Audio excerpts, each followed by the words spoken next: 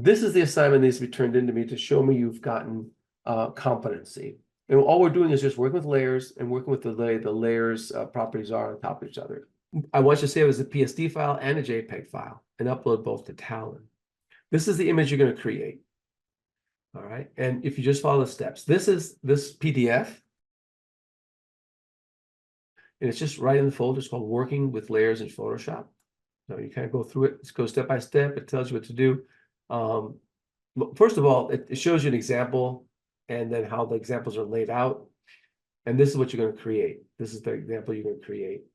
And then one thing to be aware of, please make sure you use pixels. If you don't forget to change it to pixels, you will have a file that's way too large for the other steps to be visible. So for example, later on, they talk to you, they tell you about using this brush size at 11. Well, if you didn't change the pixels and you're doing 400 by 400 inches, that's going to look kind of weird. You'll see. Okay.